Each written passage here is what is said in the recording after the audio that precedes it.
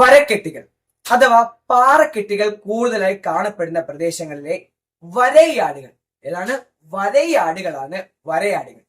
ആ ആടുകളിൽ വരയൊന്നുമില്ലെങ്കിലും ഇപ്പോൾ എങ്ങനെയാണ് അവയ്ക്ക് വരയാട് എന്ന പേര് വന്നതെന്ന് മനസ്സിലായില്ലേ? ശരി ഉത്തരം കണ്ടെത്തിയവർക്ക് അഭിനന്ദനങ്ങൾ. ഇനി ഇന്നത്തെ മിഠായി ചോദ്യത്തിലേക്ക് പോയാലോ? Muhammad ibn Musa al Khwarizmi, ഒരു കടാകടിയിൽ പേരല്ലേ? Muhammad ibn Musa al Khwarizmi. ഇദ്ദേഹം വളരെ പ്രശസ്തനായ ഒരു ഗണിത ശാസ്ത്രജ്ഞനും പണ്ഡിതനുമൊക്കെയാണ്. ഈ ആധുനിക കാലത്ത് ഡിജിറ്റൽ യുഗത്തിൽ സോഷ്യൽ മീഡിയ ഉപയോഗങ്ങളിലെല്ലാം നമ്മൾ കൂടുതലായി സ്ഥിരമായി കേൾക്കുന്ന ഒരു പദം ഇദ്ദേഹത്തിന്റെ പേരിൽ നിന്നുമാണ് ഉണ്ടായത്. കണക്കിലും കണക്ക് കൂട്ടലുകളിലും കമ്പ്യൂട്ടറിലുമായി തുടങ്ങി പിന്നീട് നമ്മുടെ ദൈനംദിന ജീവിതത്തിൽ ഏറെ സ്വാധീനിക്കപ്പെട്ട ഒരു വാക്ക്. ആ വാക്ക് നിങ്ങൾക്ക് കണ്ടെത്താമോ? ഇദ്ദേഹത്തിന്റെ പേര് ലാറ്റിനിൽ ഉച്ചരിക്കുന്നതിൽ നിന്നാണ് ആ വാക്കുണ്ടായത്.